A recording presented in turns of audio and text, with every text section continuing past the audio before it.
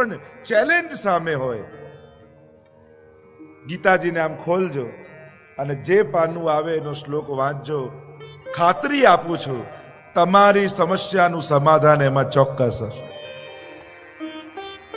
આ ભગવાનની વાણી છે. પુષ્ટિ માર્ગમાં તો શિક્ષાપત્ર માટે એવું કહેવાય, શ્રી હરિરાય મહાપ્રભુજી રચિત, કે જ્યારે ક્યારે કોઈ પણ ચિંતા હોય ને તમે શિક્ષાપત્ર ખોલો અને એમાં એ જ શ્લોક નીકળે જેમાં તમારું સમાધાન હોય. ભગવાનની વાણી સમાધાન આપે છે. સમજ તો આપે જ છે, પણ સમજની સાથે સમાધાન પણ આપે છે. એવી આ ભગવદ્ ગીતા છે. એવું આ ભગવાનનું ગાયેલું ગીત છે. અને એ પણ કોઈ વનમાં નહીં, રણસંગ્રામમાં, યોદ્ધાઓની વચમાં, યુયુત્સુઓની વચમાં. જ્યારે કાર્પણ્ય દોષો પહત સ્વભાવ પૃચ્છામિ ત્વામ ધર્મ સમ્મૂઢ ચેતા. જ્યારે કાર્પણ્ય દોષથી ગ્રસિત થયેલો અર્જુન કિમ કર્તવ્ય વિમૂઢ થયો, શું કરવું શું ન કરવું એનો વિવેક જ્યારે ગુમાવ્યો, ભગવાનના શરણે ગયો અને ભગવાને પોતાનો શિષ્ય જાણી આ ભગવદ્ ગીતાનો દિવ્ય ઉપદેશ આપ્યો છે. કૃષ્ણમ વંદે જગત ગુરુ કહીએ છે એ ગીતાજીને કારણે.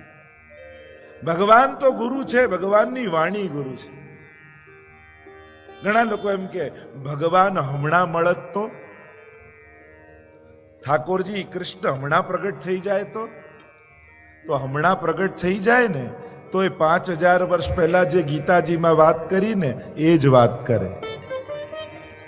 એટલે કદાચ પ્રભુ પ્રગટ નથી થયા પણ ગીતાજી આપી ગયા છે, તો ગીતાજીને જ કૃષ્ણ માની અને એની જોડે સંવાદ કરો.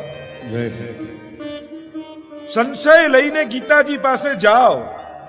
આ કૃષ્ણ રૂપ ગીતા તમારા સમસ્ત સંશયોનું સમાધાન કરશે. નિશ્ચિત વાત છે. કારણ કે ભગવાન કઈ આજે વાત જુદી ને કાલે જુદી ને, ભગવાનની વાણી સનાતન હોય છે.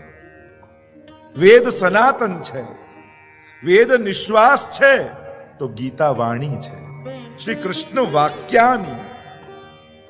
એટલે તો મહાપ્રભુજી બધા પર લખ્યું, પણ ગીતાજી પર લખવાની કારણ સાક્ષાત ભગવાન જે બોલતા હોય એના પછી આપણે શું ટીકા કરવાની. કારણ કે કોઈ ટીકા કરે, કોઈ ટીકા એટલે એની વ્યાખ્યા કરે તો એમાં પોતાની જ બુદ્ધિનું પ્રદર્શન છે. મહાપ્રભુજી કહે આ ચારે પ્રમાણ ગ્રંથો પર હું જે લખું છું, મારો કોઈ નવો મત હું પ્રસ્થાપિત નથી કરતો, મારો કોઈ નવો મત બતાવતો નથી. હું તો એ જ કહેવા માંગુ છું જે વ્યાસજી કહેવા માંગે છે. ભાગવતજીમાં જે રચના કરી વ્યાસજી, જે મૂળ વાક્ય મૂળ અર્થો કહેવા માંગે છે, મારે તો એ જ અર્થો કહેવા છે. મારે ગીતાજીમાં કઈ નવું નથી કહેવું, જે ઠાકોરજી કહેવા માંગે છે એ જ મારો મત છે. ભાગવતમાં જે સુખદેવજી કહેવા માંગે છે એ જ મારો મત છે. અને એટલા માટે જુદી જુદી વ્યાખ્યાઓ એ તો દરેક વ્યક્તિના દ્રષ્ટિકોણ છે, પણ મૂળ ગીતાજી એ તો અમારા ઠાકોરજીની વાણી છે. અને ગ્રંથ જ પોતાની જાતને ધીરે ધીરે ખોલતો હોય છે. સૌથી પહેલા મનમાંથી એક ગેરસમજ કાઢી નાખો કે આ બધું અઘરું ને અમને ન આવડે. જ્યાં સુધી આ મનમાં રહેશે ને ત્યાં સુધી કોઈ ને કોઈ સહારો તમે ગોત્યા કરશો. ગ્રંથ લો ને વાંચવાનું શરૂ કરો. રોજ એક અધ્યાયનો પાઠ કરો. ખાતરીપૂર્વક કહું છું, આ ગીતા માં બની અને તમારું પોષણ કરશે, તમને પૈનું પાન કરાવશે. અને એટલે જ તો કહ્યું, ગીતા સુગીતા કિમન્યૈ શાસ્ત્ર વિસ્તરૈ. બીજા શાસ્ત્રો વાંચવાની જરૂર નહીં પડે. એટલે કેવલ ગીતા સમજી જશો તો વેદ, બ્રહ્મસૂત્ર ને ભાગવત આપમેળે સમજમાં આવી જશે. અમૂલ ગ્રંથ છે. અને એટલા માટે ભગવદ્ ગીતામાં વાણી ભગવાનની અલૌકિક છે, પારલૌકિક છે. તો બીજાથી જે ફલ મળે છે એ બધું અલ્પ છે, અલ્પ ફળ. કારણ કે જેનું જેટલું સામર્થ્ય હોય એટલું જ આપી શકે, એનાથી અધિક ના આપી શકે. અને એટલા માટે ભગવાન કહ્યું, દેવાન દેવ યજો યાંતિ મદ ભક્તા યાંતિ મામપી. દેવને ભજનારા દેવને પામે છે અને મને ભજનારા મને પામે છે. ઘણી વાર લોકો એમ કહેતા હોય કે ઓ હિન્દુ ધર્મમાં તો 33 કરોડ ભગવાન, આટલા બધા ભગવાન. કોઈ ગ્રંથોમાં એવું લખ્યું નથી કે આટલા બધા ભગવાન.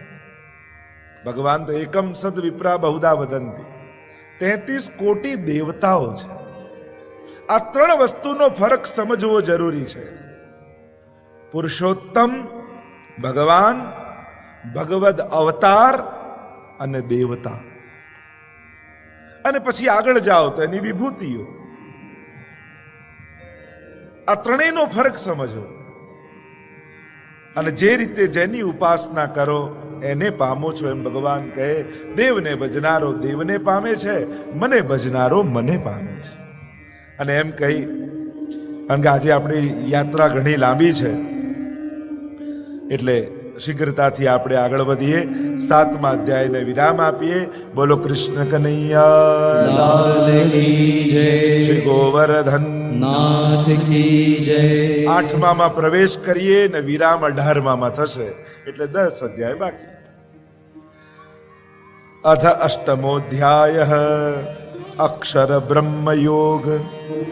અર્જુન ઉવાચ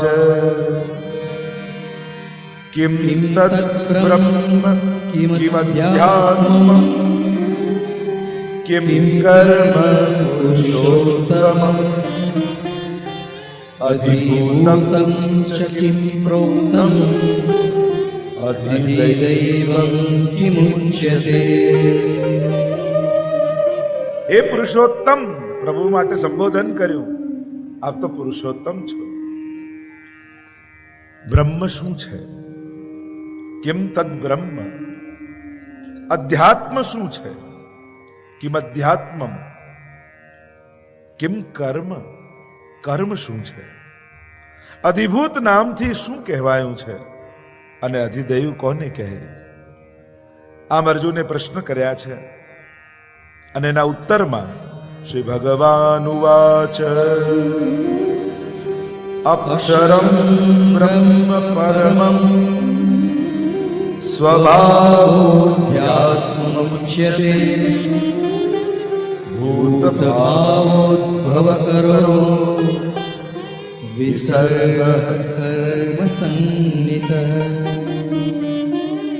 કર્મને ઓળખાવતા પરમાત્મા સમજાવી રહ્યા છે. 4થા શ્લોકમાં અધિભૂત અધિદૈવ એની પણ ચર્ચા કરતા, એટલે 4થો શ્લોક પણ સાથે લઈ.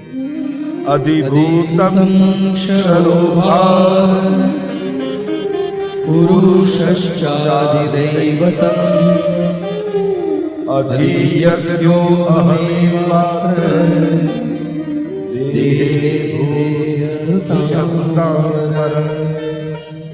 અધિભૂત કોને કહેવાય?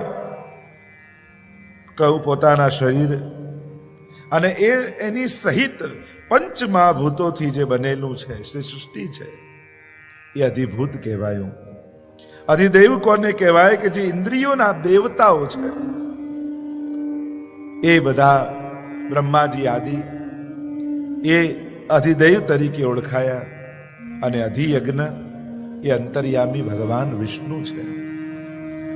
5મા શ્લોકમાં પરમાત્મા સમજાવે છે અંતકાલે ચ મામેવ સ્મરન મુક્ત્વા કલેવરમ યહ પ્રયાતિ સમદ્ભાવમ યાતિ નાસ્ત્યત્ર સંશય. અંતકાલે ચ મામેવ સ્મરન મુક્ત્વા કલેવરમ. અંતકાળમાં જ્યારે મનુષ્યનો અંતિમ સમય હોય અને મને સ્મરણ કરતો જો એ દેહ છોડે તો ભગવાન કહે એ સાક્ષાત મને પામે છે. અંત ઘડી બહુ મહત્વની છે મનુષ્ય. આપણને એમ થાય કે જીવનભર ન કરી શક્યા તો છેલ્લી ઘડીએ ભજી લઈશું, પણ જેને જીવનભર ન કર્યું હોય ને એને છેલ્લી ઘડીએ પણ પરમાત્મા યાદ આવવાના નથી. ઉલટાનું જીવનભર ભક્તિ કરનારને પણ ઘણીવાર અંતિમ સમયમાં એનું ચિત્ત ભગવાનમાં રહેતું નથી. અને બને ને તો કોઈની છેલ્લી ઘડી બગાડવી પણ નહીં. આખી જિંદગી જેને સેવા અને સત્સંગ કરીને વિતાવી હોય એ બા છેલ્લી ઘડીમાં ખાટલામાં પડ્યા હોય અને એમના જ સ્વજનો, જો બા દીકરો આવી ગયો, જો બા કાકા આવી ગયા, જો બા મામા આવી ગયા. અરે આખી જિંદગી કાકા મામા દાદા આજ તો કર્યું છે. કોઈને અંતિમ સમયમાં એનું મન સંસારમાં જાય એવા પ્રયાસ ઓછા કરો. બને તો અંતિમ સમયમાં એ જીવની સન્મુખ એ વૈષ્ણવને ઉભા રાખો, જેની જોડે સત્સંગ કરતા હોય, જેની જોડે મનોરથ કરતા હોય, જેની જોડે યાત્રામાં ગયા હોય, જેથી એ વૈષ્ણવને જોઈ એ વડીલને પણ ઠાકોરજીનું સ્મરણ થઈને આવે. કારણ કે અંતિમ સમય બગાડવાથી તમે એની ગતિ બગાડી દો છો. આપણે ત્યાં તો અનેક એવા ઘટનાઓ, ભાગવતજીમાં જો પ્રમાણ આપું તો ભરતજીનું પ્રમાણ. આટલા શ્રેષ્ઠથી રાજા હતા, ભગવાનને પામવા માટે વનમાં ગયા અને વનમાં ગયા પ્રભુને પામવા માટે. પણ ઘટના એવી ઘટી, એનો વિસ્તાર નથી કરવો, પણ હરણનું બચ્ચું મળી ગયું. મન હરણના બચ્ચામાં લાગી ગયું. હરી હરી હરી હરી ઓછું થયું અને હવે હરણ હરણ હરણ હરણ થવા લાગ્યું. દયા બહુ સારી વાત છે, અને થાય પાણીમાં તણાઈ જશે અને બચાવીને કિનારે લાવ્યા. પણ દયા ક્યારે મોહમાં પરિણમિત થઈ ગઈ એમને પણ ખબર ન પડી. દુખીને મદદ કરવી એ દયા, પણ હવે આને હું જીવાડીશ નહીં તો જીવશે જ નહીં, આ મોહ. ઘણા લોકો પક્ષીને બહુ પ્રેમ કરતા હોય, પાંજરામાં રાખે, બહુ ખવડાવે પીવડાવે, બહુ ધ્યાન રાખે, પણ પાંજરાથી મુક્તો નથી કરતા. અને જેમાં મુક્તિ ન હોય એને પ્રેમ ન કહેવાય, એને મોહ કહેવાય. મોહ બાંધે અને પ્રેમ છોડે. એક મૃગ કે કારણે ભરત ધરી મૃગ દેહ, एक मृग के कारणे भरत धरी मृग दे, तुलसी वाकी कहा गति जो सबसो करत सने. एक हरणમાં મન ગયું તો બીજા જન્મમાં હરણ બનવું પડ્યું. તો વિચાર કરો, આપણું મન તો કેટલા લોકોમાં લાગેલું છે, કેટલી વસ્તુઓમાં લાગેલું છે. તો વિચાર કરો આપણી ગતિ શું થશે, ચિંતન કરો. ભરતજીનું મન આખું રાજપાટ બધું જ છોડી વૈરાગ્ય ધારણ કરી, સંન્યાસ જેવું ધારણ કરીને આવ્યા વનમાં, અને વનમાં આવીને હરણમાં ફસાઈ ગયા. હરણ હરણ હરણ થવા લાગ્યું અને હરણ તો વનમાં પોતાના ટોળાની સાથે જતું રહ્યું. ભરતજીનું મન હરણમાં રહ્યું અને અંત સમયમાં હરણની સ્મૃતિ રહી અને દેહ પડ્યો ને બીજા જન્મમાં હરણની યોની મળી.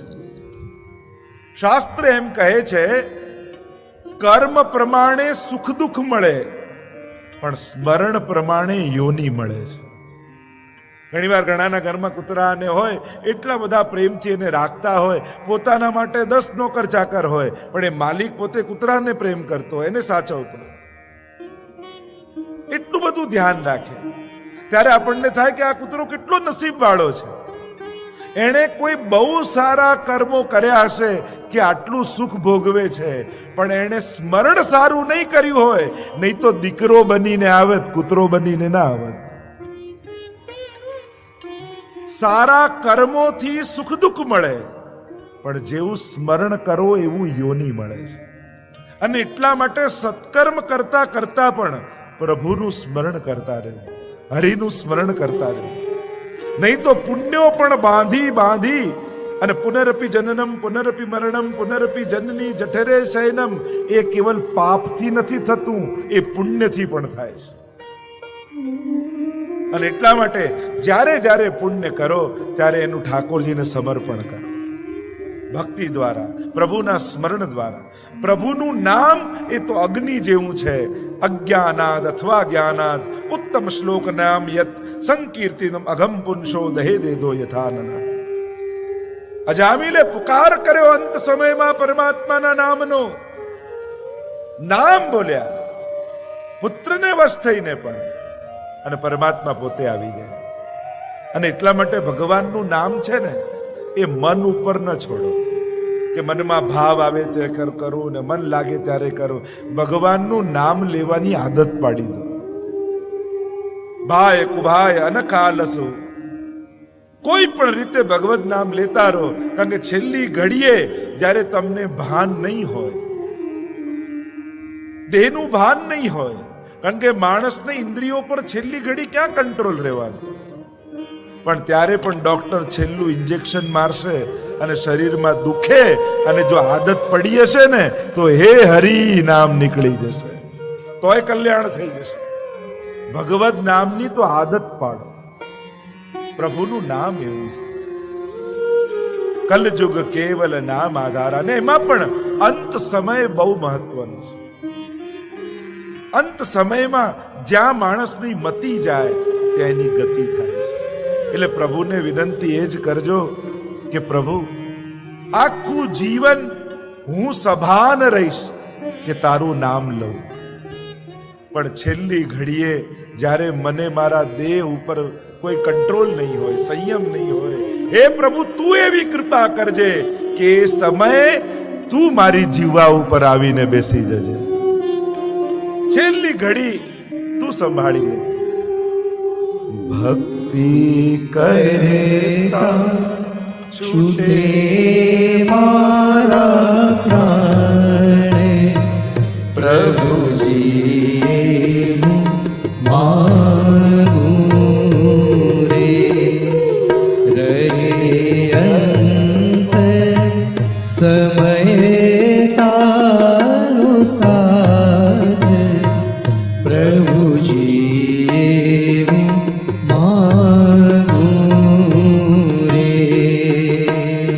પ્રભુ મરણની બીક નથી, પણ મરણના સમયે હરિનું સ્મરણ ન ચુકાઈ જાય, ડર તો એનો છે. તારું મુખનું મનોહર જોયા કરું, રાત રાત તારું ભજન કરું, શ્વાસે શ્વાસે રટું તારું નામ, પ્રભુજી હું માગું રે. ભક્તિ કરતા છૂટે મારા પ્રાણ, પ્રભુજી હું માગું. અંતકાલે ચ મામેવ સ્મરન મુક્ત્વા કલેવરમ, યઃ પ્રયાતિ સમદ્ભાવમ યાતિ નાન્યસ્તત્ર સંશય. એ મને જ પામે છે, એમાં કોઈ સંશય નથી. પણ જેણે જીવનભર ભગવત નામ લીધું હોય ને એને જ અંત સમયમાં પ્રભુનું નામનું સ્મરણ થાય. નહીં તો ખૂબ કઠિન છે. પ્રભુ યાદ આવવા ખૂબ કઠિન છે. આગળ પ્રભુ અનેક પ્રકારથી સમજાવે છે. અંતકાળમાં જે ભાવને સ્મરણ કરે તેને પામે છે જીવ, એમ પ્રભુએ સમજાવ્યું. 7મા શ્લોકમાં પ્રભુ સમજાવતા બોલ્યા, તસ્માत् સર્વેષુ કાલેષુ મામનુસ્મરય ચ મય્યર્પિત મનો બુદ્ધિ મામે વિશ્યસ્ય સંશયમ. પ્રભુ કહેવા લાગ્યા, તસ્માત સર્વેષુ કાલેષુ મામ અનુસ્મરય યુદ્ધ છે. સર્વ કાળમાં તું મારું સ્મરણ કરીને યુદ્ધ કર. અત્યારે તું યુદ્ધ કરવા તૈયાર થયો ને તને મોહ થયો, એનું કારણ એ હતું કે તું મને ભૂલ્યો અને તારી જાતને તે યાદ કરી. તારી મમતા અને તારો અહમ વચ્ચે આવ્યો. કારણ કે આ પણ તારો અહંકાર છે કે મારીશ તો મરી જશે ને નહીં મારું તો બધા બચી જશે. આ પણ તારો અહમ છે. તું નથી મારનારો, તું નથી બચાવનારો, કરનારો તો હું છું. મને હૃદયમાં પધરાવીને યુદ્ધ કરીશ તો તને મારવાનું પાપ નહીં લાગે, કારણ કે પછી કરતા હું થઈ જઈશ, કરનારો હું થઈ જઈશ, તું તો કેવલ મારું સાધન બની જઈશ. ભગવાન મંત્ર બતાવે છે, જીવનમાં કોઈ પણ કાર્ય કરો, પુરુષાર્થ કરો, પ્રયાસ કરો, પણ ચિત્તમાં હરિને રાખો, પ્રભુને રાખો, એને સ્મરણ કરો કે તું હૃદયમાં બિરાજ્યો છે અને તારા માટે આ કાર્ય કરવું છે. કરનારો પણ તું છું અને પામનારો પણ તું છું. આગળ 14મા શ્લોકમાં પ્રભુ 8મા અધ્યાયમાં સુંદર વાત કરતા કહે, અનન્ય ચેતા સતતમ યો માં સ્મરતિ નિત્યશઃ તસ્યાહં સુલભ પાર્થ નિત્યયુક્તસ્ય યોગિનઃ. बड़ी सुंदर बात प्रभु ने की. अनन्य चेता सततम यो माम स्मरति नित्यसः. अनन्य चेता, अनन्य चित्त वाळो थई, सततम जे सतत, यो माम स्मरति नित्यसः, अनन्य चित्त वाळा थई અને જે નિત્ય પ્રભુનું સ્મરણ કરે છે, તસ્યાહમ સુલભમ પાર્થ, એને હું સુલભ થઈ જાઉં છું. પ્રભુ કોને મળે, કોને સુલભ થાય? એ તો મોટા મોટા ઋષિઓને પણ અગોચર છે, મોટા મોટા દેવતાઓને પણ પ્રાપ્ત નથી. શરત સૌથી પહેલી એ અનન્ય ચિત્ત વાળો થાય. સૌથી પહેલા તારી અનન્યતા મારામાં સ્થાપિત કર, કારણ કે તારું ચિત્ત લાલસાઓમાં લાગેલું છે, સાંસારિક કાર્યોમાં લાગેલું છે. બધેથી ખસેડી તારા ચિત્તને સૌથી પહેલા મારામાં પરો. એટલે તો મહાપ્રભુજીએ સેવાની વ્યાખ્યા કરીને ચેતસ્તત પ્રવણમ સેવા. ચિત્ત પ્રભુમાં પરોવાવું એનું નામ સેવા છે. અને ચિત્તનું પરવણ યોગ દ્વારા ભક્તિ માર્ગમાં નથી, પ્રેમ દ્વારા છે. અહીંયા પ્રેમનો યોગ છે. જ્યારે જ્યાં પ્રેમ હોય ત્યાં માણસનું ચિત્ત સહજ રહે.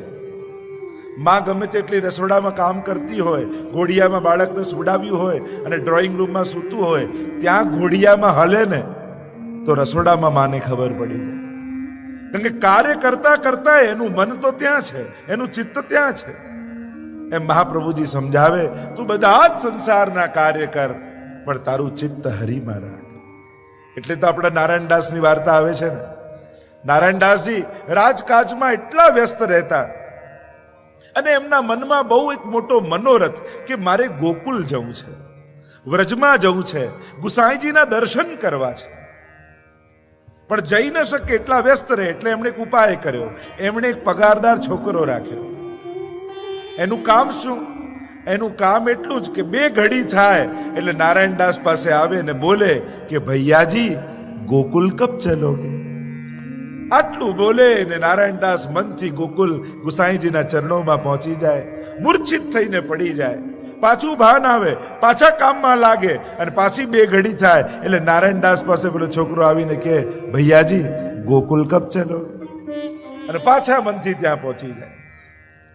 ચેતસ્તત પ્રવણમ સેવા. ચિત્તનું પરવણ એ જ તો સેવા છે.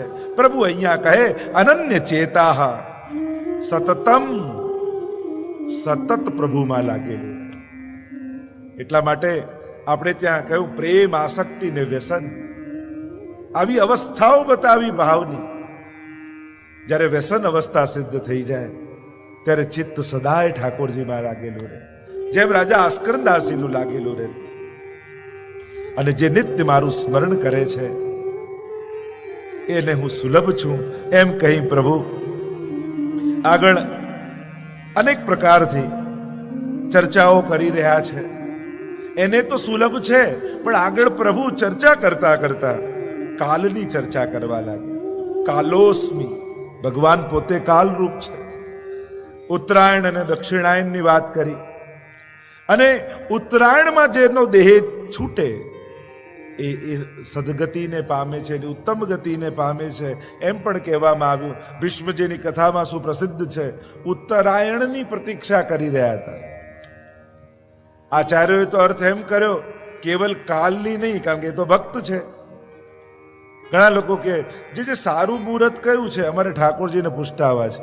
મેં કીધું તને પુષ્ટાવાની ઈચ્છા થઈ ને એનાથી ઉત્તમ બીજું કોઈ મુહૂર્ત નથી. કારણ કે કાલ ઉપર ટાળીશ ને તો ક્યારેય કોઈ આવીને મન ફેરવી જાય ખબર નહીં પડે. જો ના કથા દરમિયાન કેટલા કેટલા વૈષ્ણવ ઠાકોરજી પુષ્ટાવીને ગયા. કારણ કે જે મનમાં ભય હતો ઠાકોરજીની સેવા કરી શકીશું કે નહીં, કેમ કરીને થશું, એ ભય દૂર થયો. કેટલા લોકોએ બ્રહ્મ સંબંધ લીધા, કેટલા લોકોએ ઠાકોરજી પુષ્ટાવે. આ કથાની સફળતા છે. કારણ કે કથા સાંભળી ભગવાન તમારા ઘરે આવી જાય ને તો માનજો કે તમને કથા સફળ થઈ ગઈ છે. સેવા યાંબા કથા યાંબા યસ્યા શક્તિર દૃઢા ભવેત, એ મહાપ્રભુજીની આજ્ઞા છે. સેવા અને કથા એકબીજાના પૂરક છે, એકબીજાના પૂરક છે. કારણ કે જ્યારે સેવામાં બેસો અને કથા સાંભળીને ગયા હો ને ત્યારે અને લાલનને જગાડો ત્યારે એમ થાય, અરે અહીંયા તો આપ મહાપ્રભુજીની કાનીથી કેવા ડાયા ડમરા થઈને બેઠા છો. આ તો કથામાં સાંભળી ત્યારે ખબર પડે કે ક્યારેક વરહા બની જાઓ, ક્યારેક નરસિંહ બની જાઓ છો, ક્યારેક વામનમાંથી વિરાટ થઈ જાઓ છો, અને અહીંયા મહાપ્રભુજીની કાનીથી કેવા લાલન બનીને બેઠા છે. અને જ્યારે પણ કથામાં આવો ત્યારે કથા ક્યારે પણ એ રીતે નહીં સાંભળવી કે મારા ઘરે બિલાતના ઠાકોરજી જુદા અને આ કથાના ઠાકોરજી જુદા. જ્યારે પણ કથા સાંભળો ત્યારે એ રીતે જ સાંભળવી કે રોજ હું જેની સેવા કરું છું એ જ ઠાકોરજીની આ કથા કહી રહ્યા છે. જેને હું રોજ ભોગ ધરું છું, જેને હું રોજ પોઢાવું છું, જેને હું રોજ આરોગ આવું છું, એ જ પ્રભુની આ કથા થઈ રહી છે. એ જ મારો પ્રભુ. જુઓ ને રણ સંગ્રામમાં જઈ અને કેવા સુંદર ગીતાના વચનો ગાય છે. અને એ જ વચનો ઠાકોરજી ભાગવતજીમાં વ્રજલીલામાં પણ કહ્યા છે. કર્મણા જાયતે જંતુ કર્મણૈવ વિલીયતે, સુખમ દુઃખમ ભયમ ક્ષેમમ કર્મણૈવાભિપદ્યતે. આ કર્મના સિદ્ધાંતોની વાત ભગવાને જે ગીતાજીમાં કરી છે એના બીજ તો વ્રજની લીલામાં ભગવાને રોપેલા જ છે. ત્યાં નંદ બાબાની આગળ ગોવર્ધન યાગની કથામાં આ કર્મનો સિદ્ધાંત ભગવાન સમજાવે. કર્મણા જાય તે જંતુ, કર્મથી બધું થાય. સુખમ દુઃખમ ભયમ ક્ષેમમ કર્મણૈવાભિપદ્યતે. અને એટલા માટે હે નંદ બાબા, હે બાબા, આપ ગિરિરાજજીનું પૂજન કરો, ઇન્દ્રયાગની આવશ્યકતા નથી. અને આમ કર્મનો સિદ્ધાંત ત્યાં ઠાકોરજી બતાવ્યું છે. ગીતાજીના જેટલા બધા સૂત્રો છે એના ક્યાંક ને ક્યાંક બીજ ભાગવતજીમાં તમને જોવા મળશે, કૃષ્ણ ચરિત્રમાં જોવા મળશે. આ કૃષ્ણનું ચરિત્ર જેવું છે એ અનાદિકાલથી ચાલતું આવ્યું અને આજ સુધીના અર્વાચીન કવિઓ સુધી એ કૃષ્ણની ગાથાઓ ગવાય છે. શ્રેષ્ઠતમ ભારત વર્ષના જેટલા કવિઓ થયા અને થયા છે ને થવાના છે, એ કૃષ્ણને સ્પર્શ્યા વગર ન રહી શકે. એ ભલે પ્રાચીનતમ હોય, કારણ કૃષ્ણ તાપની ઉપનિષદથી કૃષ્ણ શબ્દની વ્યાખ્યા શરૂ થાય. કૃષિર ભૂવાચકો શબ્દ ણશ્ચ નિવૃત્તિવાચક તયો રૈક્ય પરબ્રહ્મ કૃષ્ણત્ય વિધીયતે. ઉપનિષદથી કૃષ્ણની વ્યાખ્યાઓ શરૂ થાય તે છે અર્વાચીન કવિ. આ ઇન્ટરનેટના યુગ સુધી આજના કવિઓ પણ લખે કે એ ઠાકોરજીને જો એની વેબસાઇટ બનાવી હોય તો શું નામ રાખે. એમ અર્વાચીન કવિઓ પણ કહે કે વાસલડી.com, મોરપીછ.com વૃંદાવન આખું ને મારા કાનજીની વેબસાઇટ એટલી વિશાળ કે એમાં કયા કયા નામ હું રાખું. ધારો કે મીરાબાઈ.com રાખીએ તો રાધા રીસાએનું શું? ધારો કે મીરાબાઈ.com રાખીએ તો રાધા રીસાએનું શું? અને વિરહી ગોપીઓનું ગીત એન્ટર કરીએ ને ફ્લોપી ભીંજાય એનું શું? પ્રેમની હાર્ડ ડિસ્કમાં નવી નવી વાનગી કોને મૂકું ને કોને ચાખું. મારા કાનજીની વેબસાઇટ એટલી વિશાળ કે એમાં કયા કયા નામ હું રાખું. ગીતાજી.com એટલું ઉકેલવામાં ઉકલી ગઈ પંડિતની જાત. ખાલી આટલી ગીતાજી.com એટલું ઉકેલવામાં ઉકલી ગઈ પંડિતની જાત, અને જાત બળી જાય છતાં ભાન ના રહે એ માણે એ પૂનમની રાત. તુલસી કબીર સુર નરસૈયો થઈએ તો ઉકલે છે કઈ ઝાંખું ઝાંખું. મારા કાનજીની વેબસાઇટ એટલી વિશાળ કે એમાં કયા કયા નામ હું રાખું. પણ આ વેબસાઇટ એમને એમ નથી ખુલતી હો. એ જ ફક્ત પાસવર્ડ મોકલી શકે છે જેના સ્ક્રીન પર નાચે છે શ્યામ. એ જ ફક્ત પાસવર્ડ મોકલી શકે છે જેના સ્ક્રીન પર નાચે છે શ્યામ. અરે એને શું વાયરસ ભૂસી શકવાના, જેના ચીર પૂરી આપે ઘનશ્યામ.